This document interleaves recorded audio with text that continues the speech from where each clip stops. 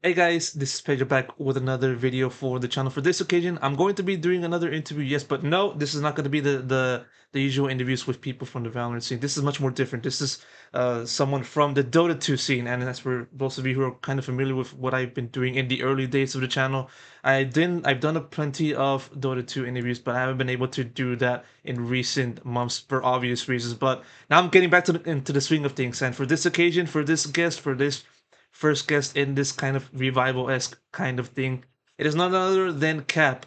He is a Dota 2 caster slash analyst within the scene for the better part of 10 years. And yeah, I've grabbed him for a quick chat as to what he's been doing in recent times and everything else relating to that junction. So, Cap, thank you so much for giving me a chance to do another conversation.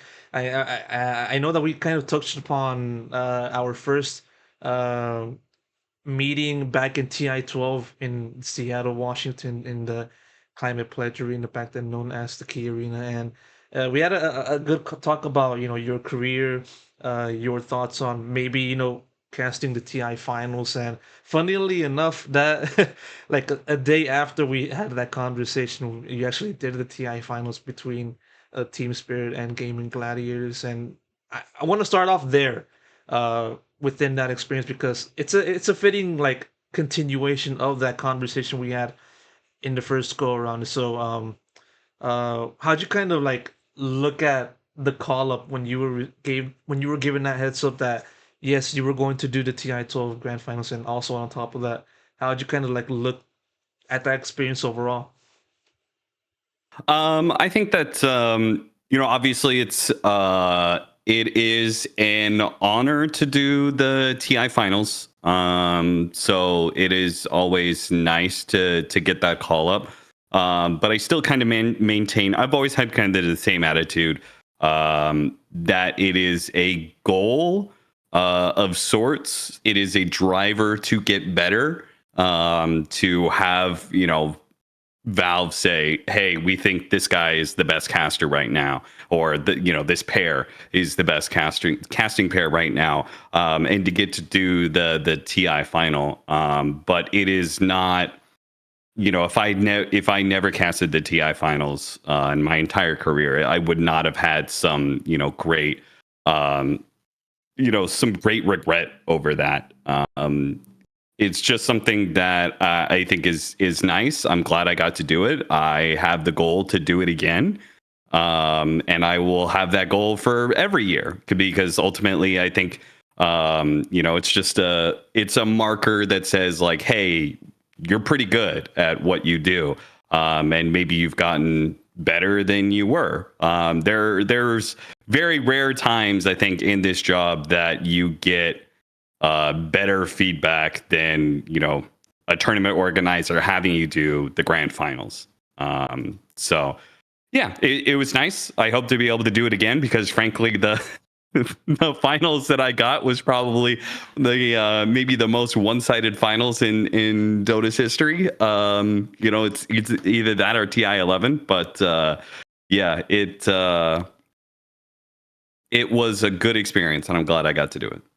I will say though, like when it came time to do the grand finals, rewinding back over to that time, it was very like a really hyped up affair because you had Team Spirit, which was going on one of their familiar runs back from like TI 2021, and you had Gaming Mhm. Gladiators. By that point, was already the best team in the world. The only thing that they needed to capture was that TI crown to then solidify themselves as like the greatest team of all time, maybe even greater than those OG TI8 and TI9 teams combined, I would say. But yeah, like plenty of hype was just going into that, and then you were added into that equation. With you given the chance to cast that with SVG, and then like as you Mhm. said, 3-0 finals.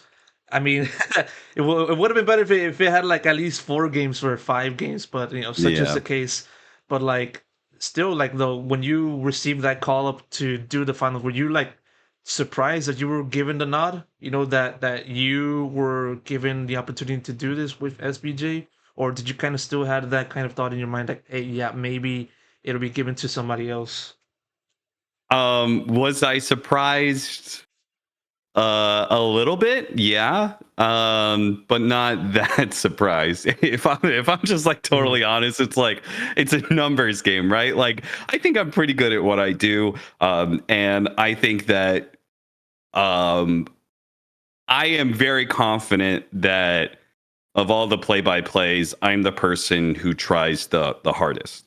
Now, trying the hardest doesn't always make you the best. In fact, I think most of the times it does not.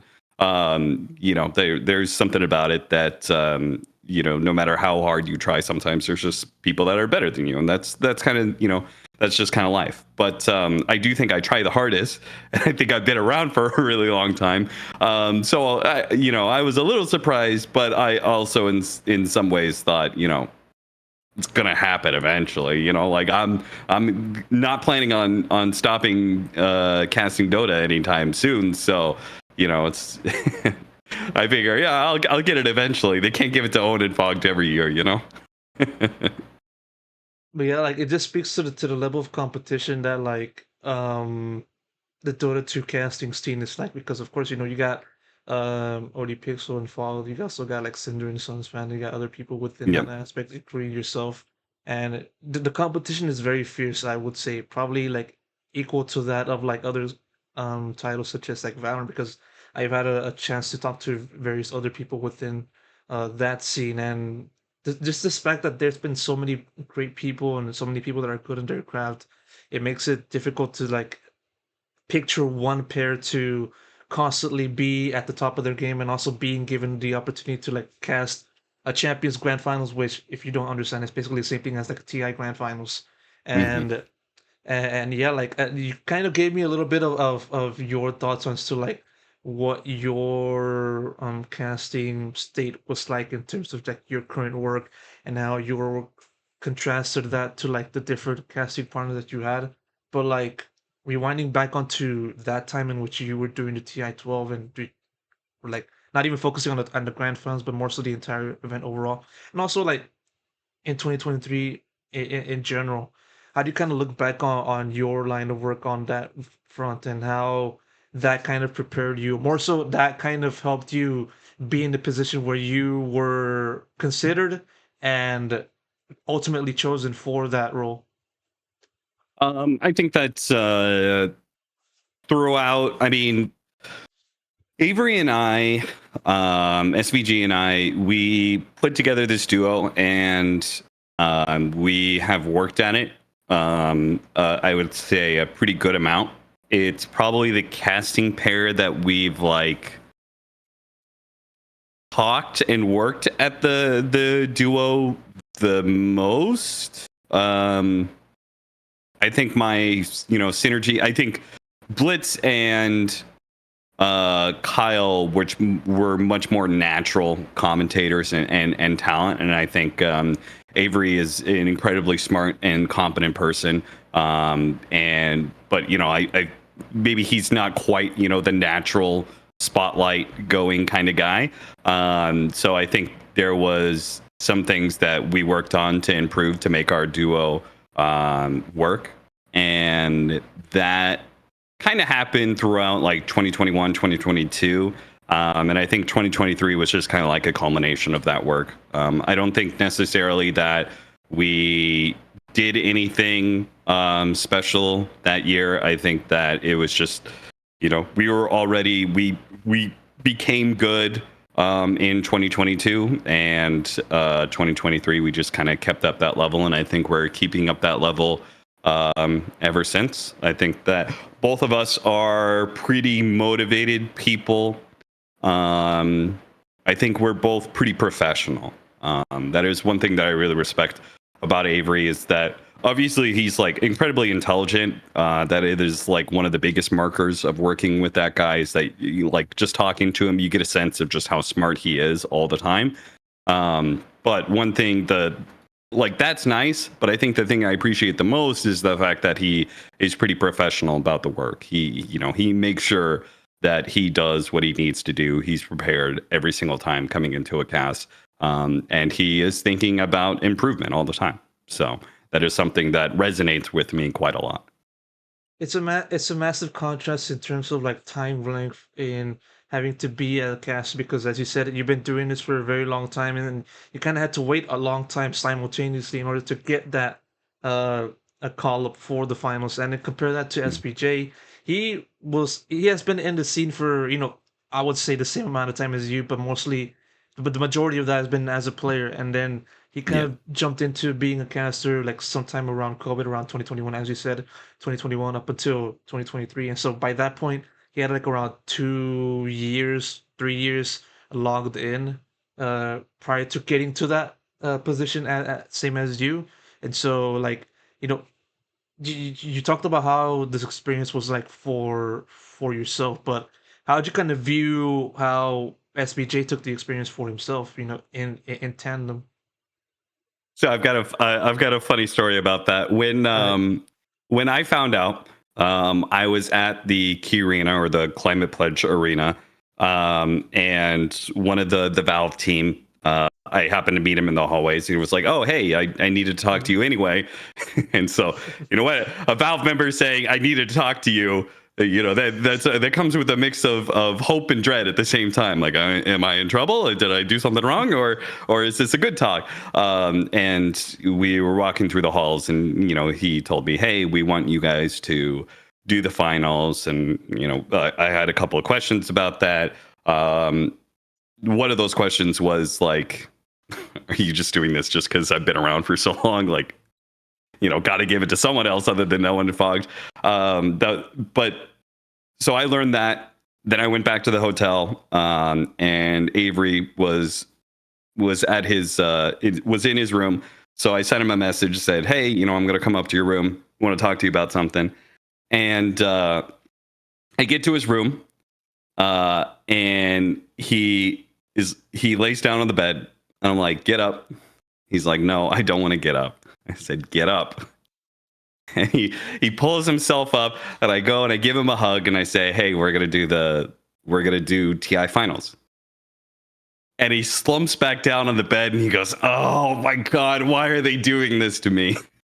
And the reason is because he was certain that Gaming Gladiators was going to be in the finals. And of course, throughout that entire year, we had seen Gaming Gladiators doing this battle with Liquid, and Gaming Gladiators was winning all the time. And also Quinn is like, his former teammate who was on Gaming Gladiators, and it was just like a mix of things that is going to come through. And so he reacted to it with his natural cynicism and sarcasm, but he was excited. I think he was very appreciative of the fact that they did give it to us. And that was something that I think he had more optimism about. Like, again, I was okay with not doing the finals, and I had told him that. I said, like, I want to work as a duo to get better and like to be good, but like don't necessarily put all your hopes on like casting TI finals, right? It's like, we work to get better, and if we don't get the TI finals, like that isn't proof of anything. And he was always optimistic, and he was always telling me, "I think we're gonna get it." And so he did. That didn't work out for 2022, but it did work in 2023. And he was right, and so he was happy and he was appreciative of it. But he did react to it in a very trademark way, which, if you know Avery, he is a very sarcastic, dry person. So. Oh yeah, like I definitely got that sense out of him because like when I talked to him, like earlier on in 2023, and then like he had that same impression on me as well. He is the Mhm. kind of person that you describe, but he's also very knowledgeable about the game and one that has plenty of like insight to give to like the fans and also the watchers of professional games as to what's going on in the game or even outside of the game and his experience within the team Mhm. given team. And so yeah, I mean, like to listen to you give that story. I mean, on one hand, I'm kind of surprised by it, but on the other hand, it's pretty much like SVJ, right? It's pretty much Yeah, like him, yeah, right? yeah. Yeah. It is. It is. And like, I want to like backtrack onto one kind of thing that you mentioned within that story, like the Valve employee telling you like that you were going to give it to, that you were going to give it Mhm. to you guys for the finals. You mentioned about how like you asked him if it was because like you guys you were doing it for too long, or maybe it was done like out of pity. I don't want to say like wrong things out of your mouth, but like, Yeah, no, you're on the right track. You're on the right track. yeah, I not pity per se, but just like you can't give it to the same casting pair. I think every year. So if they're not going to give it to them, like who, like they have to give it to somebody else. So I was asking him, like, do you actually think we're the best, or are you just giving it to somebody else that is not Owen and Fogg because they've done it so many years in yeah. a row at this point in time? So, yeah. So no, you're on the right track there. I think it gives a clear, or not really clear, but like a glimpse as to what your mind was like, or mindset was like in terms of just having to juggle with that potential. Having to, on one hand receive it because of your own merit, but on the other hand receive it because, as you said, there's other people that have been doing it for a long time. Like Odie and Fogg Mhm. and stuff like that. And so tying into to this with this question, did you ever think that you were ever you did you ever think that you were ever going to get that call up at any point? Yeah, I mean, there were years where I thought we were that like the pair that I was in was the best duo. And that like sometimes you just like hit I don't know, it's like it's a performance, right? So sometimes you're just in the zone and you're like the jokes are always hitting and the analysis is always good and the synergy between you and your co-caster is always good and your play-by-play is clean and like sometimes you just get in those modes and they come and they go.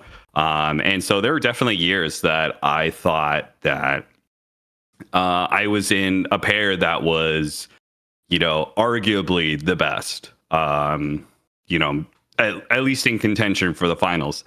And every year we didn't get the final day, grand finals or lower bracket finals. I never done the final day as a caster. I done it as a panelist, Mm. but I'd never done it as a caster before. So I think in some regards, maybe my bit of skepticism is probably from those experiences where like I had optimism that like okay maybe I won't get grand finals this year, but maybe I'll get lower bracket finals, and that just never happened. But that's again that I still kind of also had that idea that it's just like it's it's not the community that's determining who is doing the grand finals, right? They obviously have an influence, but it's the tournament organizer. For any tournament, it's the tournament organizer who determines who's going to be doing the grand finals, who's doing the lower bracket finals, et cetera, who's doing the big matches. And that's just kind of like their opinion. And it's also what they want for their show. And I think one of the great things about Dota casting, as you've said, is the competition is really good. We have 4 really, really top tier pairs, and those 4 pairs all provide something different. And I think that you can argue that each of them is the best casting pair in Dota, just given what you want, right? If you want hype and professionalism, Owen and Fogged are the best duo for that. If you want something that is far more entertaining and comedy focused, right? Sunsfan and Cinderate is by far the best, right? They're hilarious. If you want something that is friendlier, that like with a duo that just makes you feel really good, but also still brings you all the hype in the world, Lyrical and Trent, right? They're great for that. They have this nice combination of like friendly vibes and hype, because Lyrical knocks it out of the park whenever he's in a stadium. And then I think me and Avery is somewhere in between all of those guys. I think we occupy a nice little middle Venn diagram sort of thing where we kind of take pieces of all of that. So I think just depending on what the tournament organizer wants. So I never take it too personally. Obviously, TI is the tournament that every caster cares the most about, and you have your hopes for what happens, but I try not to take it too personally ever.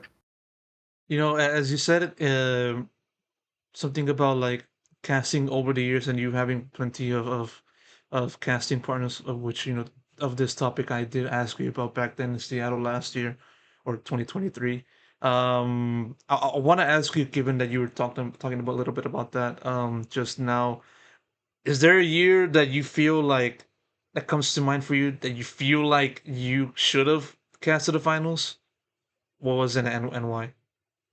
Um, I don't think I would ever use the words should have casted the finals, but excuse me. Years that I thought that like me and my casting partner were in really good shape. I think Blitz and I hit like a really good run in like the 2015, 2016 area. And then I think there was like 2019 maybe that Blitz and I were casting together again, and we were pretty good. And then Kyle and I think Kyle and I'm not sure if we ever hit that going into a TI. I don't know. It's kind of messy because we were obviously that was the COVID TI, and I got sick and everything like that. So, but I have a feeling that like I actually had a feeling that me and Kyle weren't at our best going into TI. That like we hit our best window before TI, and then I don't know. It's something weird about it. Sometimes things just go a little off. And I felt that way going into TI 11 with Kyle.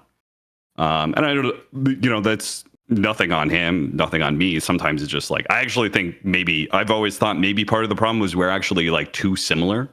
There was something about it where it was just like, we weren't, felt like we were maybe stepping into like the same area or something. I don't know. Sometimes it's hard to judge exactly, and then you look to like community feedback, and community feedback is like really you have to really sift through it. You take some comment, and then you kind of try and get to the core of what they're saying, and be like, what do they actually hear? What's the problem that they have with this? And so you kind of have to decipher and sift through a lot of comments and figure out what exactly they don't like about it, because sometimes people are just reactionary and they don't really think through what they don't like about something. They just go, I don't like it. So I had that feeling about that. Trent and I never got to cast a TI. There was a brief period where Trent and I were going to be a duo. I wanted to make a duo with him because I thought it would be interesting. My idea was be more like Counter-Strike and more like two play-by-plays that bounce back and forth. I thought there was a interesting idea there. I've always felt like the best casting pairs would be more they would bounce back and forth on play-by-play. Is I've always felt that way. But hard to make that work in Dota. Mm-hmm. Yeah, because like there's plenty of things that are going on, constantly, more so quickly. Because in Counter Strike, you'd see like a round being played, and then there'd be like a good gap of like 20 seconds before the game continues to the next round, and that allows casters enough time to talk about what happened in the play, how it transpired, how that would play into the next round, how that plays into the overall makeup of a match, and then it'll be piece by piece, all of which connecting over to the entire match. Much more different over in Dota because all that stuff is thrown out the window because now you're in a game in which everything is probably happening at the same time. You won't have time to kind of breathe and kind of pick your moments to either go very high in terms of energy or maybe go low and kind of simmer things out and trying to just explain what's going on, build the storyline. I've kind of I'm very familiar with that aspect because I cover League of Legends as well, also in Dota. And so like yeah, you kind of mentioned something about community feedback, and I feel like out of all of the titles that I've been looking at or covering throughout my time covering esports, I feel Dota 2 is like the most, I would say, like I don't know what's the right word, but the most wild, I would say, or more so much more Yeah. chaotic. I'm not sure if that's the right Mm. word I'm trying to get at, but I'm sure you understand what I'm I trying to mean, get at. I had some adjectives that come to my head. I thought of You can give whiny, me, cranky. yeah. Yeah. It is a community that is. I mean, it's a hardcore game. It attracts a certain kind of person, and because it's a hardcore game, you get really into the game. And I think that that kind of passion is great for a lot of things. Unfortunately, that kind of passion will sometimes lead to over the top reactionary kind of stuff, and that happens not so much anymore with talent, but it has happened with talent and happens with players and stuff like that. They're definitely, yeah, it happens with players, but I feel like almost there's like a, maybe it's worn off a little bit, but I feel like there's always been this air of like sanctity for players because it's a hardcore game, and I'm a very smart person. I play Dota 2, I play the best game because I'm a smart guy, and therefore the pro players in the game must be very smart and very good because they're pro players and I'm not. And I always feel like there's this sanctity of like, you know, I think Dota community is like the most resistant to criticizing players from a talent perspective. They Mhm. can do it in comments and stuff, but from talent, you have to be a lot more careful about criticizing players, which I think is not a bad thing per se to like have that, concept in your head of always trying to evaluate the game and putting yourself in the player's shoes and trying to see things from their perspective. That is what the communities and like they're very harsh, like concepts of like you can't criticize players. I think it has put into every talent this push of just like put yourself in the player's position, try and see what they're doing from their perspective. I think that is a really good skill to have and important for a commentator. But I think sometimes it goes a little too far. And you know, talent work and being in front of the camera and stuff, it is an entertainment role. It's hard to have that entertainment, to live up to the entertainment potential when you're constantly trying to make sure you don't go too far. If you always fear the line, right, and stepping out too far, well, naturally means you're probably not going to get close to that. And I've always leaned for comedy focus is like the comedians who can step to that line without crossing it are always like the best, right? They're the ones who can really get to the heart of matter and create really funny, innovative content. And I think that's true for kind of any entertainment. If you're afraid of the line, if you're afraid, just in general, right? If you're afraid, Mhm. going out in the spotlight and performing is probably not the best. So. Then let me tell you this. Why do you think such a state exists in which, as you said, the line is still thin? Because I compare that to like CS. See, it happens all the time, in which talented people can like have a chance to criticize a team, a player in a major tournament or like in a major or like Mhm. in an ESL or Katowice or in a Cologne or something like that. Same thing happens over in League of Legends in casters and in podcasts and stuff like that. Obviously, this happens all the time in Valorant with the people that I have talked to and their like forms of content and even like a little bit during broadcast. I mean, in a way, I see it as a good thing that allows like another dimension into a broadcast to like let people know like what's going on within player and how like the talent or like the community feels about how a player or a team is conducting themselves or more so performing in a given season. It gives like another like window into that perception. And so to listen to you like say about how that's not really as present as in Dota compared to the other titles that I've mentioned. Why do you think such a difference exists for this game? I mean, it just has to be about the community, right? What, like, ultimately, I think for esports, especially because it's so much more of a grassroots thing. Any questions about why players act a certain way inside the game, or why the talent are more likely to act like this, it's usually driven by the community in some degree, and the community is made up of people that are attracted to the game. So then it comes down to, why are certain people attracted to this game over, other games? Why is one person going to Dota versus why are they going to League of Legends, right? At least that's my view of it. Anyways, I think that it's mostly community driven.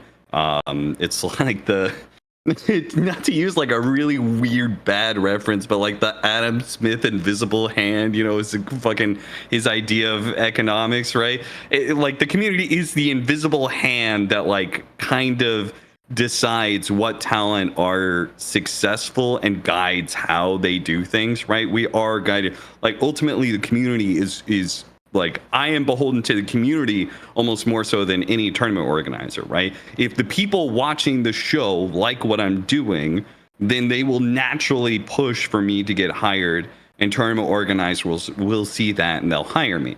Right? So I'm more beholden to the community than I am than tournament organizers in that regard. So the community does have some influence on the way that I do my job. Now, I can think about that, and I can think about what I want the community to influence me. Like, I actively think about the fact that I don't want to be afraid of stepping too far forward. And when I'm criticizing a player, if I really feel like something is deserving of criticism, I'm going to do that. And I'm not going to be afraid of, like somebody, getting upset about me critiquing a player in that regard. So I actively push against it. But it is good to keep in mind, because it's still I think it's a good skill to have, which is empathy, right? It's basically just empathy, putting yourself in somebody's position, and analysis, and trying to figure out like why they're doing the things they're doing, instead of just, blatantly calling it shit. Try and figure out why they're doing it and why it looks like shit. Because Dota is a complex game like that, and you can do lots of things that look really stupid, but there is a core fundamental reason why they're doing it that is good. It's just like sometimes there are factors that they don't recognize that make it bad. Mm-hmm.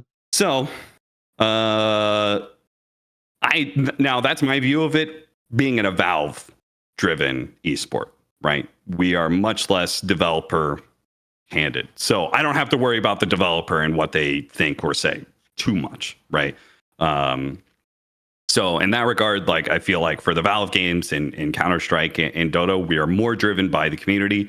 And so therefore it's just like what the game is and why it attracts certain people, particularly people to watch the esport. And I think, that's just, you could probably come to your own conclusions about like what kind of people like watching Counter-Strike and what kind of people like watching Dota. I watch both games. I enjoy both. And I have seen definitely the differences in the way the talent act and the way the community reacts and all that sort of thing. So, yeah. Mm-hmm.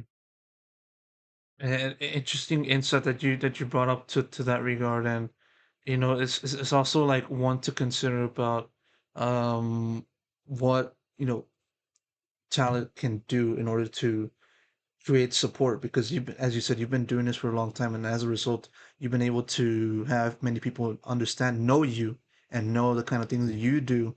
And so and it's also interesting to see how you kind of do that, having to retain that recognition while also having to like uh work alongside other people that are trying to do the same thing, some of which are new into the scene, trying to get their dips, or trying to dip their toes into the tier one scene, and also those that are trying to get back into it. Basically, plenty of other people have kind of that are outside of the box, looking into it, trying to get in. So all that stuff. What I'm trying to get at is, as you now kind of approach to another year of casting Dota, what do you feel like are the biggest things you had to adapt in order to still be visible within the community, and also on top of that, having to have more chances to get hired and get and do jobs and do events? So I think I'm in a pretty good position. Personally, I think I have a very good relationship with a lot of tournament organizers. I am developing, like I've developed my own content. I do, all these podcasts and stuff. I want to keep building on the content creation stuff. But other than that, I feel like I don't actually have to do too much. I just kind of like have to keep doing what I've been doing. I think there is something to be said. I think that when you make it to the top, as talent, you can coast more than players can, right?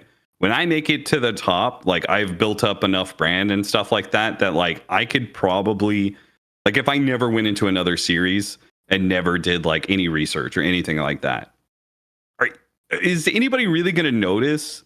Like maybe some people will, and it'll probably take a really long time. But like if I just stop playing Dota, like how long until people notice that I'm just lacking in game knowledge, right? It'll probably be a while because like I've been playing it for 15 years, so I've got so much stored up in my head at this point in time. And so I could probably do that for a while, but eventually it catches up to you. I think eventually it catches up to you. So biggest thing I have to do is just not be lethargic, right? Biggest thing I have to do is make sure that I keep studying the game. I keep playing the game. I took a break for like the last 3 months. I played 10 games in 3 months. It's the least Dota I've ever played in my life. But I'm getting back into it now. I'm playing ranked games every day. I set myself like little goals. I think little goals in life are so big. I feel like just having very attainable goals. That's the way I live my life. So, for me, my goals are getting in better shape. So, I took up a fitness class, right? I do boxing. When it comes to Dota, right? MMR inflation has gone up, and I haven't been playing as much Dota, so I've got to, I've got to bring my MMR back up. So I'm trying to hit 9K. I'm like 3 games off of hitting 9K. When I hit that, I'll try and hit 9,500. When I hit that, I'll try and hit 10K. Right? I set myself goals for when I play Dota and when I solo queue. And I've got content creation goals as well. Those are a little bit weirder. Content creation has never really been my thing so much. But I recognize it as something that is important. I think nowadays it's really important to diversify, particularly in an older game, right? We don't know how much longer Dota is going to be around. I think Dota is going to be around for probably another like 10 years, to be honest. But, don't know what the future holds. So the more you can diversify in that regard, it is important. I'm still always kind of on the lookout for another game to kind of dip my toes into. I've done some other games in sort of like one-off or twice off deals. Like I did, what have I done? I've done For Honor, I've done Mobile Legends, I've done like some smaller esports stuff. And I thought about getting into Deadlock, and I probably still will. I'd like to cast some Deadlock tournaments. I think those sort of things keep you sharp, right? Put yourself in new, interesting positions. Give yourself a challenge.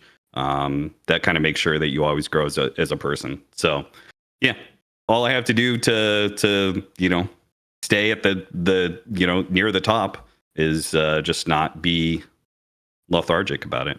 Just keep working at it, keep improving, no matter what. Yeah, not being lethargic is probably the one thing that I don't have to worry about when it comes to looking at yourself, Cap. One thing that I do know that you're not lethargic at all, and definitely looking forward to seeing what you do. Kind of a little bit of a side topic since you brought it up.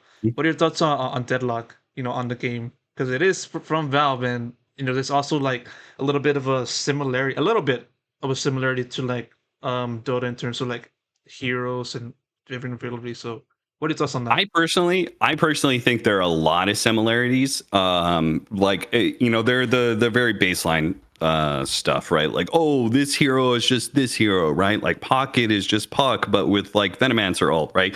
You could do those sort of comparisons, but I think at a deeper level, there are a lot of the same sort of feedback mechanisms that as a Dota player get you hooked. I feel that those are the same in Deadlock.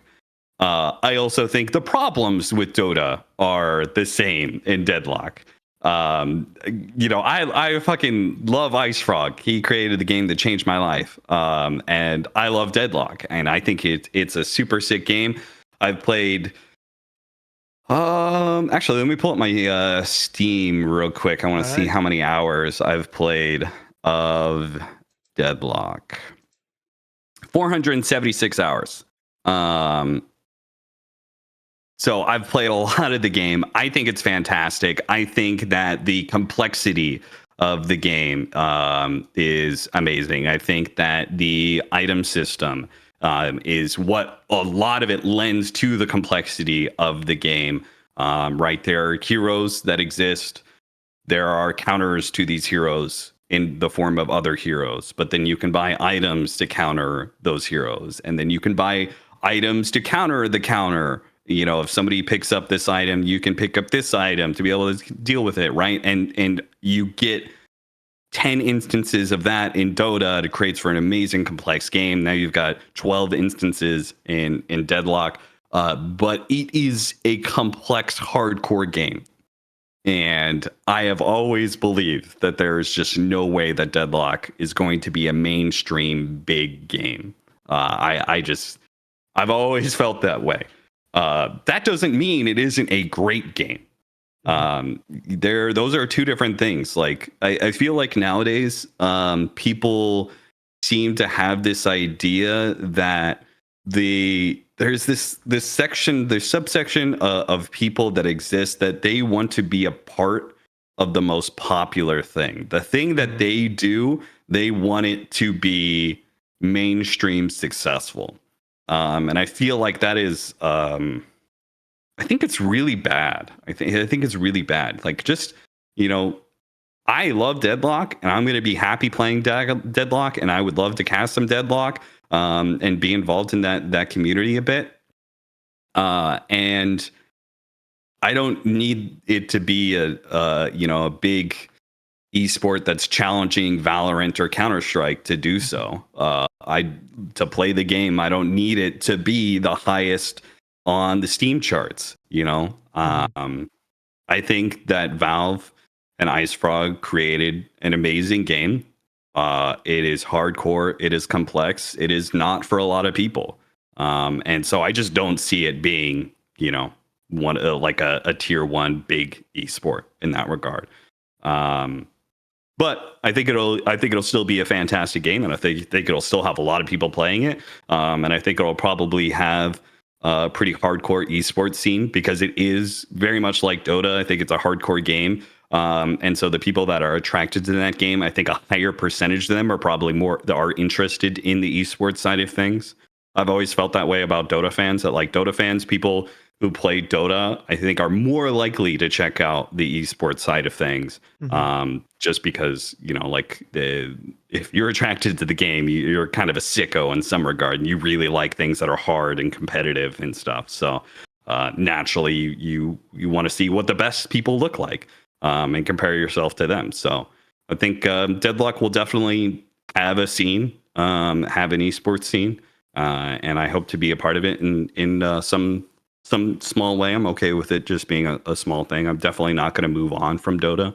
But I have never had another game that has drawn my interest to casting like Deadlock has. I've done these other games, and they're fun, and it's a nice exercise as a commentator to do other games. I had an opportunity to check out Overwatch early on and see if I wanted to try and be a part of the Overwatch League, and I found that Overwatch never really hooked my interest in that regard. Deadlock has. So I think it's a great game. Yeah, because like you basically answered the questions that I've been wanting to ask you about Deadlock, in that long answer because like in a lot of ways you mentioned like it's basically like Dota 2 in terms of like having it a hardcore fan base, not really in the first tier in terms of attention, and then just having its own like very dedicated group of fans and players onto that aspect. And yeah, like you also mentioned about how like I mean it can have an esports scene as well, but you say that like it's not going to be in the same level as like one of those aforementioned big titles like um um League, Hmm. Valorant, all that kind of stuff. And it's also interesting to listen to you talk about the nuances of it being so brand new because it's not even like we're not even past like the half a year mark. I might be wrong on that. I can correct myself on that. And you look at that, and then you also look at another title that's making noise like Marvel Rivals, and like that being similar to Deadlock in a sense, and also similar to Overwatch. But then you see there's this massive player base as of now. Roughly around 500,000 currently playing daily, I would say. And in a lot of ways, if you look at Deadlock and Marble Rivals, it's kind of similar to like Dota 2 and League of Legends and Yeah. in that aspect. And so what I'm trying to get at is like at the end of the day, like in the future, I know you already mentioned about like you talking about the possibility of like covering some of Deadlock in the future, but like, do you kind of feel like Deadlock has the potential to like maybe get up into the same level as like Dota 2 and just having like a full grown tier one scene and then fighting for not necessarily like the big bucks as it was in the back then, but more so like somewhere below that. I don't think so. I think it will be below that. Just because I feel like similar to Dota, the complexity and learning curve is really difficult to get over.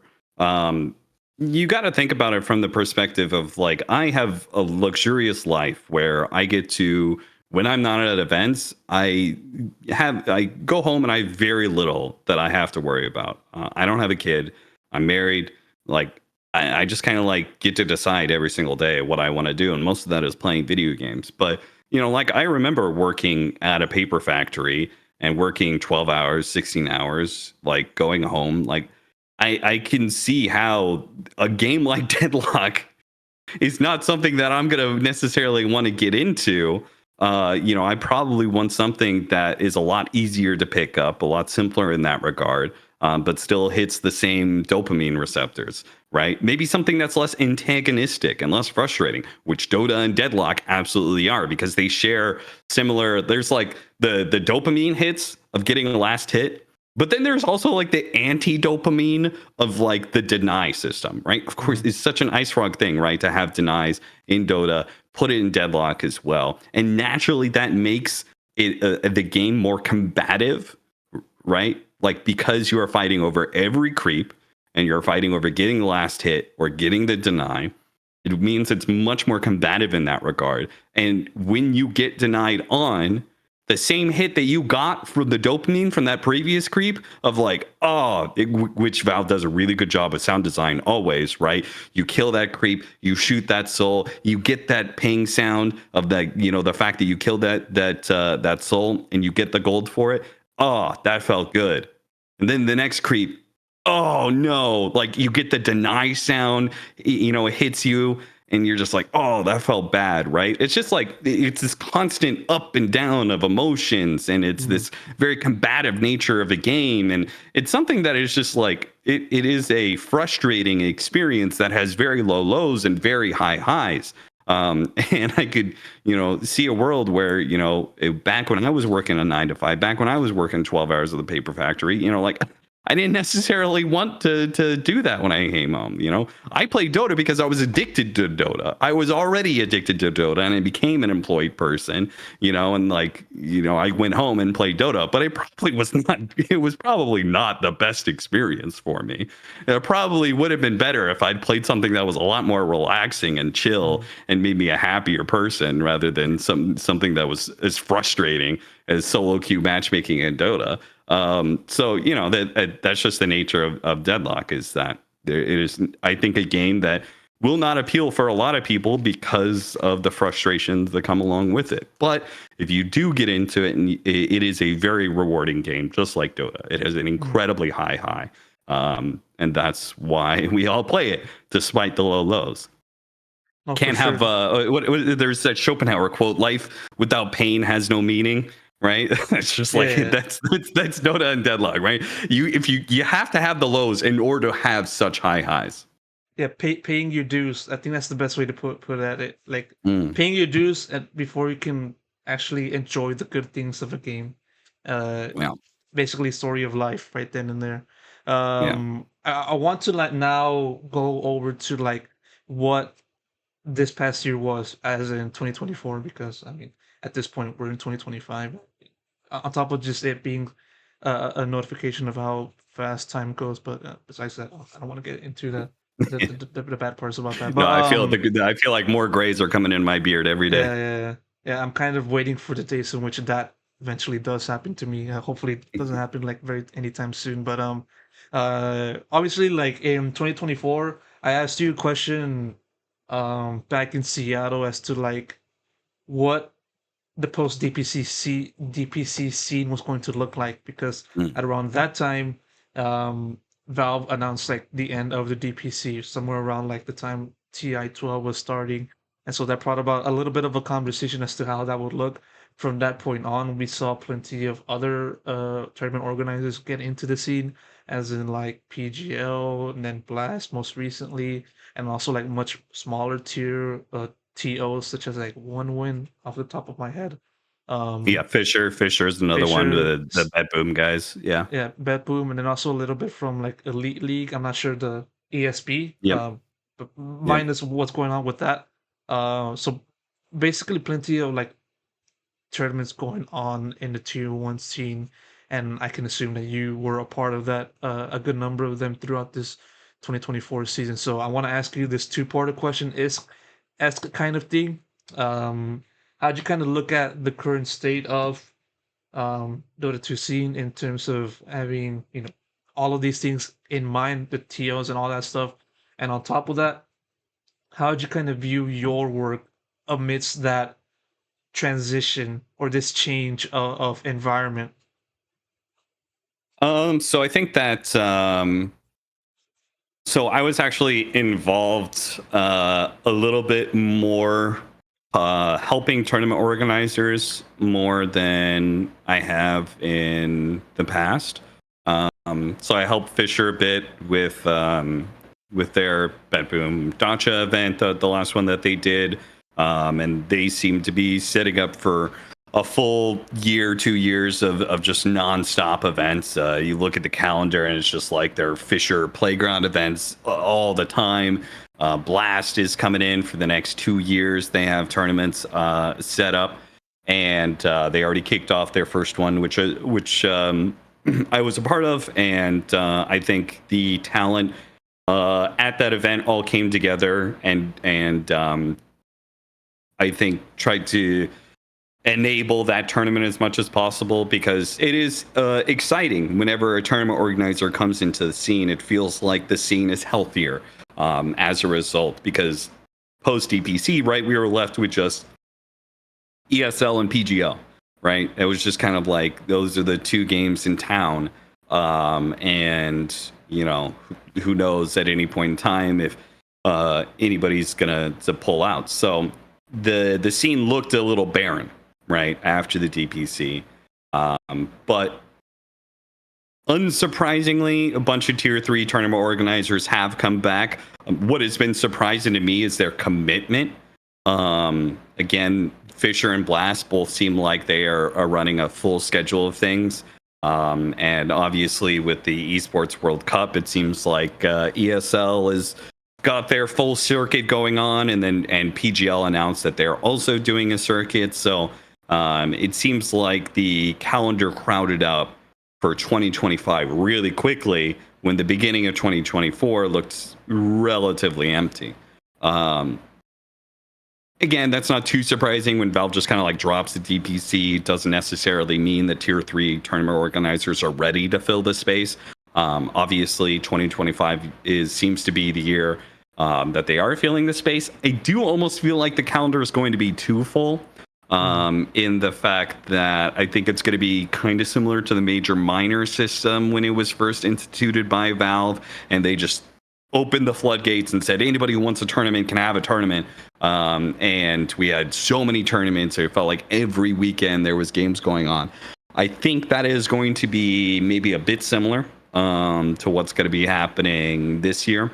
And that year with the major minor system, there was an overexposure of teams and players, right? That was not good, but it's not the worst, right? It's a good problem to have, having too many tournaments, right? Maybe it's not the absolute ideal place to be, but you'd far prefer that than having too few tournaments. So I do think there is going to be some viewer fatigue, and probably some fall off in viewing numbers. I know that post TI viewing numbers, I don't really look at viewing numbers too much, but somebody brought it up to my attention that viewing numbers are pretty low post TI. It's probably just a symptom of there was just really bad games, to be honest. The competitive scene was not great the last year or two. Nothing to do with the teams or players. Like, they did what they did, but a lot of one-sided series, a lot of boring games. But post TI, things have been great. We've had a lot of great games, a lot of great series, super interesting, super fun matchups. We're getting, with all these third parties coming in, it means there's more opportunities for other teams. So we've had like Heroic, South American team won their first LAN event, right? Amazing. That's a fantastic story. We have Nigma is getting back on LAN, like they're getting to play on LAN again. And those guys are massive drivers of viewership. If you've ever looked at the viewership numbers, if Nigma is in a tournament and they go far in a tournament, the viewing numbers shoot way up, just because they represent a whole region that may or may not tune in if those guys aren't playing. And obviously, there's a bunch of legends on that team. Kuroki, Samael, Miracle, those guys have massive fan bases, and people love being able to watch them. So the fact that they're getting a chance to be back on LAN again, I think we will probably see a couple more European teams showing up on LAN that haven't been able to do as much. Of Ulysses is one of them that has had 2 opportunities already this year, when they didn't get any last year, I think, or if they did, it was only 1. So yeah, I think that the competitive scene, I think, is getting healthier in the regards that it feels like there are more teams that are viable. There are more contenders to win a tournament, and it feels like we're seeing different teams at LAN events, which makes things more interesting. The games are better to watch. And I think the viewership will naturally follow eventually, right? People get burned if they're watching a TI finals and it's a 3-0 and they're like, that was shit, I don't want to watch that again. But, you get good games again, hype, people start, talking, oh, did you see that game? Some guy who hasn't watched Dota for 6 months tunes into a game. He has a great time watching it. It's close best of 3. He's like, damn, I'm going to watch more Dota, right? It's like there is a lag to these sort of things. So viewing numbers are bad right now, but if games continue to be good, then I have faith they'll come back up. Because it's the holiday season, and we're kind of now getting into 2025 at the start of this. Because I believe around this time, we're seeing open qualifiers for Dream League, right? I think that's around that time, right now. Yeah. Yeah. And so like Yeah, we're January is going to be like full qualifier month, it seems like. Yeah, because we gotta wait a while before we finally get to the big event. So obviously, like, such numbers are gonna be low. But yeah, like, nevertheless, like, you were a part of like 2024. You mentioned about having to help tournament organizers and stage events in 2024 or 2024. Yeah, 2024. If you can kind of get into that, also that would be great. But more so, just focusing on yourself and having to see the workload that you've had.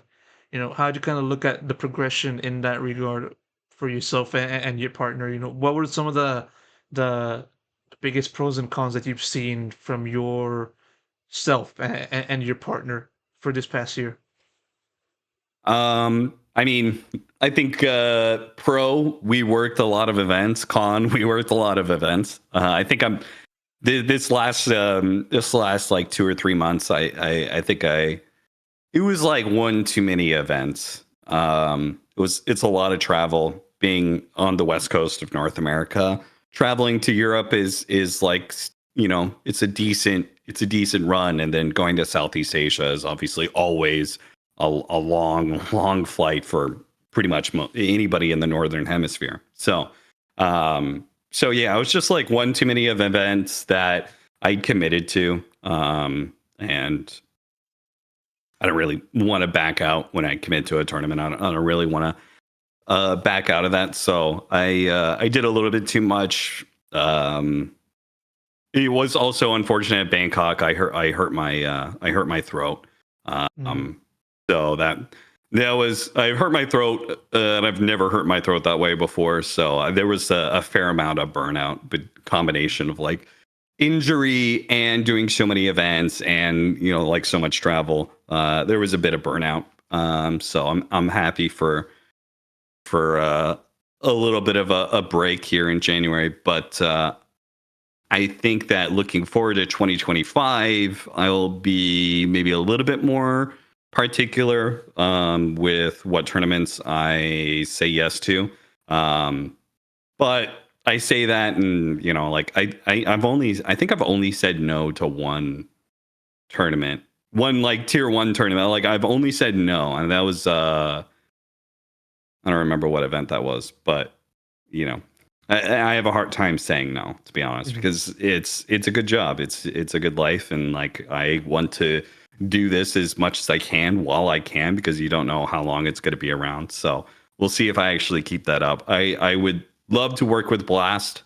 Obviously, ESL and I are quite close, and I'll probably work most of the ESL events. I want to work more with Blast. I want to give a shout out Mm. to them. They were fantastic to work with in their first event a couple months ago. They were great.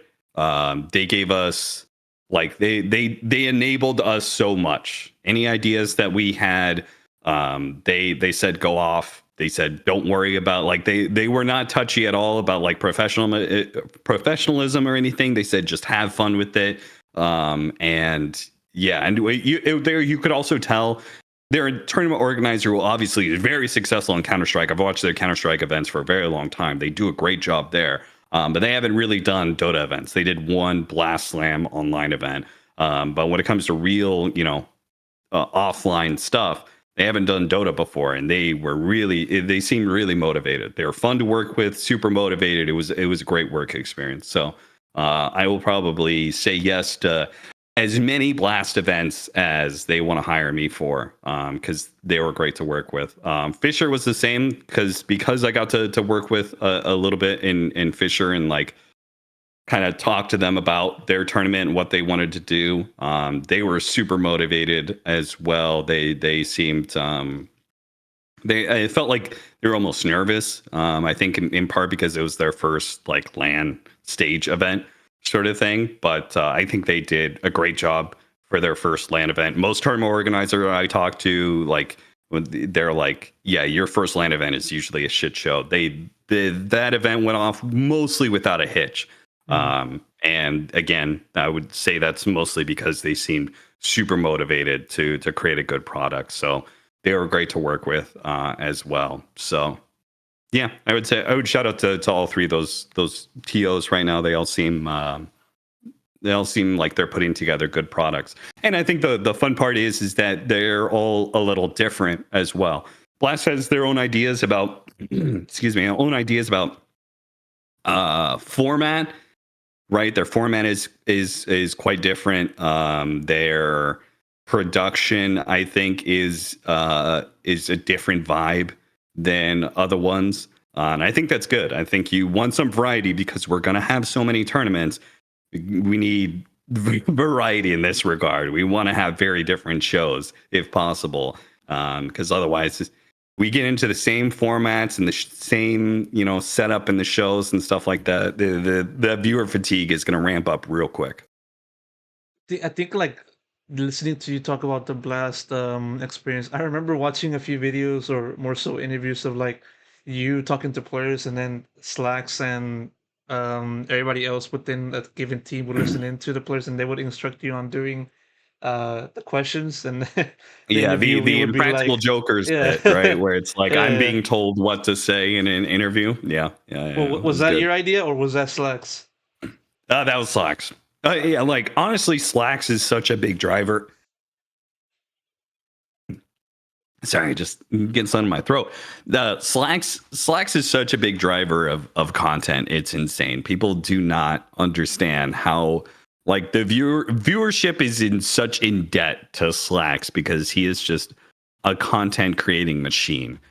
Whether it's the pre-recorded content or it's the stage interviews and stuff like that, that man is just a fountain of just he's just nonstop giving to the community. So he does a fantastic job, and yeah, he that was his idea. Yeah, definitely like one of the most, probably the most amazing individual within the scene. Of course, second place to yourself, Cap. Of course, Thank I'm gonna you, be thank be you. glazing a little bit for this conversation. So yeah, like it's a testament to the ideas that goes through a set, in having to engage with the audience and having to, create content that allows people to have a different view towards the player and how they think about a game and how they kind of think about past events in their career, and even also like somewhere in the present. And I would say the same thing for yourself, Cap, because like compared to like vast past years, you've done a few podcasts, few videos, all that stuff, talking to different people within the Dota scene. This year saw the most activity for you in that regard. You already touched upon that earlier on in Yeah. the conversation. Doing podcasts, all chat, talking to SVG, now doing videos for Tundra, and then Hmm. also like Yep. do a few videos with Blitz. Hmm. Very like not as much, but still like very uh uh good whenever it does drop onto the feed. And so like obviously plenty of activity for yourself in the podcast field. And so I mean, what kind of led to you starting out in that aspect, or more so to be more exact, what led to you giving more focus onto that side of the field for you? Um, I just wanted to bump up like YouTube content, and I think that there is a bit of a hole, I think, in esports content for Dota. Esports content doesn't do very well in Dota, which is kind of weird because you would think that such a hardcore fan base, they watch Dota all the time, they play Dota all the time. You'd think they would consume more of the media around it. But I found that's not quite the case. And I feel like maybe my theory is that they're just like, if they're not watching Dota, they're playing Dota. So, maybe it's just like those are the two things. Um, but yeah, I feel like there was like a lack of when I look at other esports scene, I feel like there is a lot more uh, esports YouTube content, and nobody else was filling that hole. So I figured I had to by doing 5 different podcasts. Then like one thing that I want also, well, I gotta ask you first about all chat, because like you're doing it with Quinn and Insania, and like you did a few episodes so far, very good episodes, I would say. And I think the one that stands out to me was the one in which you did it with both of those people after TI, because I mean, as fate Mm, would have it, those two would face off against each other in the TI 13 finals. And I mean, what better way to kind of like getting to talking to about that experience and having basically the two main guys, onto the episode, and just having to just reflect on that episode. I listened to that the entire way, and I was like so captivated as to like what it was like for them to like, well, first off for Insania to win it, and having to like digest that for himself, and having to like also think about what it will mean for his career, and also moving on from that, and then Quinn having to think about the loss simultaneously, and mhm. having to like know what it is he has to do for the future, and also having to like listen to him ask Insania about things about like, oh, what's it like to just kind of digest to victory. I mean, Yeah. very amazing episode. And so, I mean, kind of like talking a little bit off the point, but to get back to it, I mean, what led to just having to have those two people, you know, be in that kind of series and just having to like also ask them to talk during their careers? I think that I have been friends with Quinn and Insania for a long time. And I both really enjoy both of their personalities. They're very fun people to hang around. And I also think that they are both like 1A, 1B of players that could transition to talent if they wanted to. Now, I don't know if they will or not. Actually, I hope that they do. And I think that likely they will because they seem to enjoy it. But I asked them about a podcast specifically because two reasons. There was a podcast way back in the day called Talk Dota. I think what it was, and it was Toby for Join Dota put it together with Cinderin and Puppy, and it was those three most of the time. And I realized that was something that was lacking, is that the players don't have as much of an active voice because players are naturally Dota players are naturally content adverse. Very few of them make their own content ever. Maybe they'll stream, but that's about it. They'll take the easiest road to making any sort of content. It's not really advised to share your thoughts about Dota too deep, right? There's a lot of reasons, right? I think the kind of person that is attracted to Dota is more likely to be an introvert. And so there's a lot of introverts in the Dota Pro scene that are not quite looking to be in front of the camera. So there's a lot of reasons why we don't hear from the players as much as other scenes, and I wanted to get some of that voice out there. And I thought about doing an interview series, a one-on-one interview series, but I felt like maybe that was a little bit too boring. And again, I wanted to work with Aiden and Quinn, so I thought I would use them. It would be us three, and then we would have other pro players on. And the fact that I would have other pro players would be bringing a different dynamic, right? Like obviously, me as talent interviewing them as pro player is a different experience than when another pro player asks you a question, right? One, they can come up with questions that are maybe more interesting or more pertinent to the current meta or whatever. But it's also coming from a peer rather than, I don't know what I am, but I'm not a peer to them, right? I'm not a fellow pro player. So it's different when you're talking to your peers, right? And I think it creates a different atmosphere, a different vibe. So I just wanted to be there to, make sure things go around. But the idea was that I would have Aiden and Quinn asking, these pro players questions and talking to them and creating interesting insights into teams and players that we don't hear from. And so I've tried to make sure we spread it around where we've talked to a player from, a lot of different teams at this point in time. So I've tried to spread it around in that regard. And also there's like a third hidden objective here, which I've lightly talked to Quinn and Aiden about, which is that I am trying to develop a product. I think esports panels could be better. And I think one of the ways they could be better is, why do they only exist at a tournament? Why don't they exist, when the tournament isn't going on? And for me, this is my kind of attempt to create something like that. This is, in my head, what an esports panel could look like outside of a tournament. And then you can take this product and actually bring it to the tournament itself, right?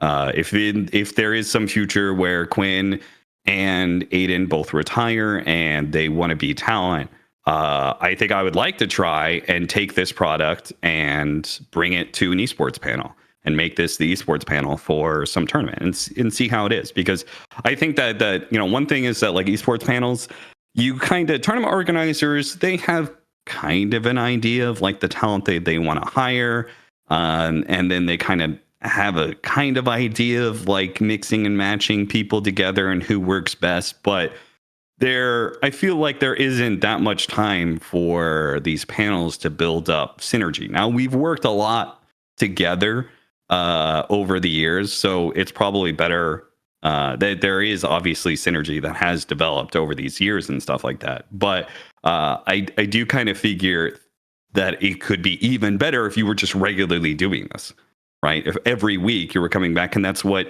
shows like inside the NBA do, right? It's like every week you have these guys and they have all their inside jokes and all their bits that have built up over the years, and it has created a product that people absolutely love. So this is my really long-term vision of creating a product like that.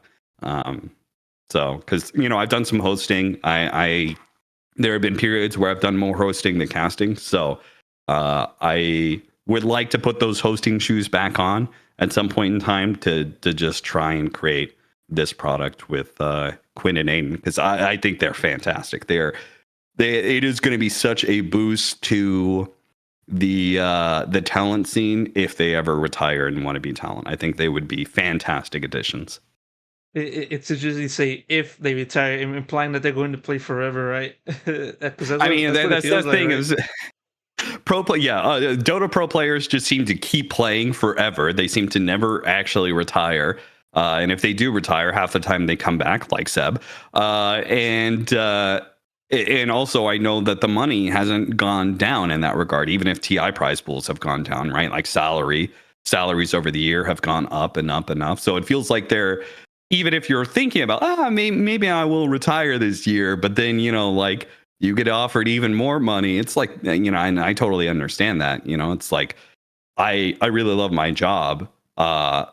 But if I started getting paid less, then maybe I would think about, okay, now maybe it's time to think about doing something. But if I get paid more every year, then it's like, well, why not keep doing it? If I was a pro player, I could see a world where I'd just be like, well, why not? I'm making a life-changing amount of money. I'm never going to make this amount of money ever again if you're a pro player, right? It's like you just like, I highly doubt that there's almost anybody who's going to make the same amount of money they're making right now in their 20s. So you kind of just want to keep doing it for as long as possible. Maybe up until like the wheels literally fall off and you're just basically not able to just exist anymore, right? Mm-hmm. Yeah. Yeah, for sure. And now, kind of getting down into the end of my questions. A few more that I want to ask you, Cap, before I wrap this thing up.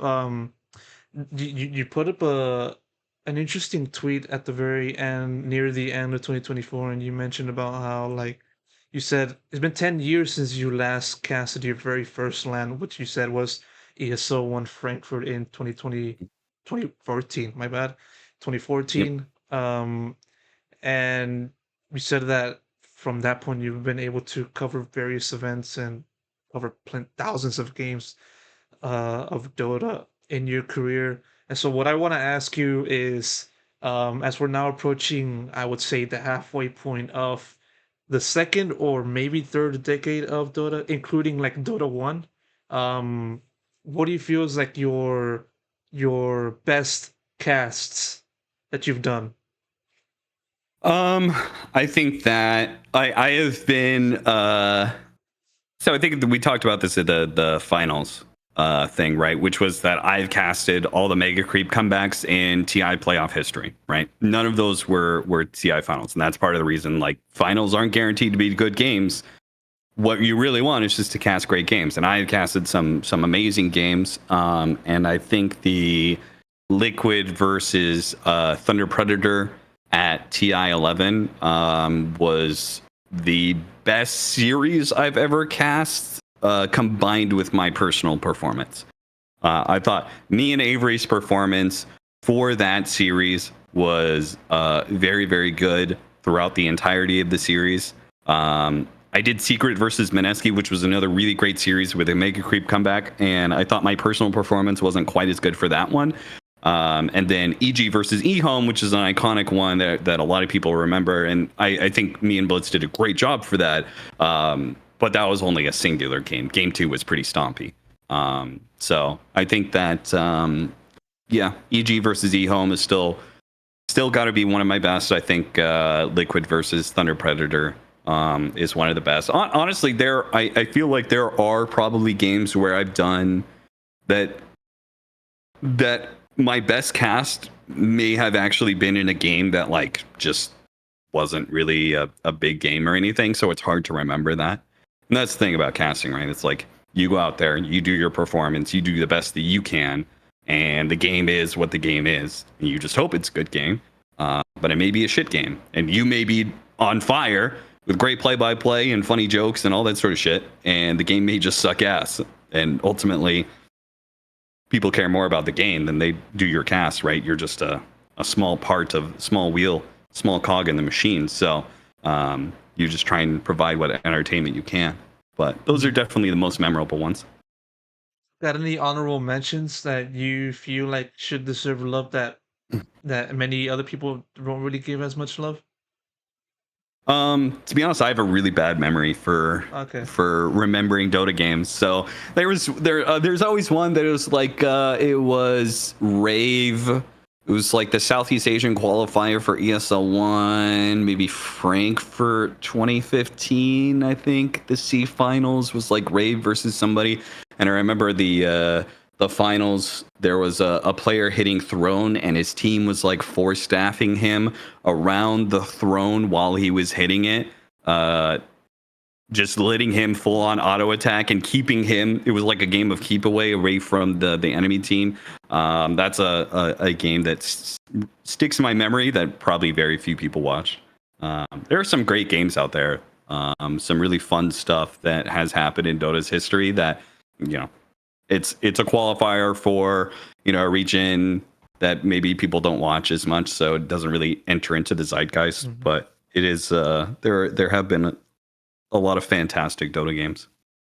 I think that the main thing that catches people's attention is the stage in which a game is being played, and also the one moment that you feel like you said, like the Mineski secret uh game 2 match, Mm-hmm. which you went buck wild and then everybody like clip that and then say, oh, look, check Yeah, this out. And so that's the kind of thing that kind of like uh stays in people's minds, the moment and stuff like yeah. that. So 95% of like what we watch and stuff like that, you'll probably like never remember again. When it exactly. comes to these things, you create big moments, and those are the moments that stick with people. For sure. Do you feel the Mineski play? Do you feel that's the number one moment for you that you did? I mean, it was the thing is that like that moment compared to like I don't think the play by play was quite as good as like the bottled water and stuff. That was just like that was obviously a good moment for me and my brand, not intentional at all. But like that was a funny moment. I'm glad it happened. I wish that my play by play had been better behind the moment, but to be honest, I was just I got like I learned from that series that like it is possible for me to get too excited. Like I do need to calm down a little bit to make sure I'm doing a good job, instead of just losing my mind, which I was losing my mind. So I always No, look back at that moment with just like a little bit of cringe. I know a lot of people like it, and I'm appreciative of that, but me personally, I'm just like a little bit cringe. I mean, not really cringe, because like as you said, I feel like that moment was a blur for you, and just having to look at the screen, not even like not even being able to control your arms or your body, and just having to Yeah. like let it happen and stuff like that. I mean, no blame on that, no cringe. I mean, if there's a cringe-free card for me to hand out to you, I mean, I would give it to you first one in Thank you. line without any hesitation. So, uh, a few more questions before I wrap it up. 2025, uh, biggest goals for you? What would that thing be? Um, get in better shape. I would like to cast another TI final. So every year, right? That is a goal. Probably try, and I would like to get started on a content piece that nobody will give a shit about. I'm a terrible YouTuber. I'm gonna create, I think, a content piece that nobody will watch, which is that if you Google how to be an esports broadcaster, Mhm. the results are not great. The second highest result is a LinkedIn article that is written by AI. My point being here is that the resources out there are terrible for esports commentator. I think it's pretty bad for sports commentators too, because I've looked at that, not to try and be one. I have no interest there, but just out of curiosity. So I think the resources are really bad for that. And I think that I may not be the best caster in the world, but I think I think I'm probably one of the best people to go to get better at being a caster, because I've thought about this a lot. Um, so I think I'm probably going to try and start a series about, like, I've written a decent amount. I just got to, like, actually put it together and make a video out of it. A series on being an esports caster, how to get into it, how to improve, things you need to do. I've worked with a lot of casters and improving their work and giving them feedback, and I think that's something that's really hard to get, honestly, in the industry. It's hard to get good feedback because the community feedback is usually pretty terrible. You want feedback from your peers, and yeah, that can be hard to find. So, and it's hard to, I get that question all the time, right? How do I start being a caster? Like, you can cover all the basics, but I would like to get into some more advanced stuff as well. Mhm. No, yeah, definitely hopeful for you to get started on that. It's your already busy schedule and just having to do podcasts and work events and basically just adding on adding something onto your already normal work schedule. So, Yeah. Cap, I'm gonna have to wish you good luck on that. Thank If you. you and yeah, like hopefully you don't get too fatigued on that regard. So, that said, I'm gonna wrap it up here. Cap, really do appreciate you giving me a chance to talk to you about what's been going on in your life slash career and all of that jazz. Got any final words to share? Do you have anything else to? Do you have something to plug in, for anyone in the world? No, I mean, if you're if you made it through all my rambling, thank you. Thanks for supporting me. If you have done that, I appreciate everybody out there who has supported me again. I've worked a normal job. I was in the military. I've worked some shit jobs. So I really appreciate the job that I have and the life that I have, and people, the community is what makes it happen. So thanks. All right then. Thank you so much, Cap.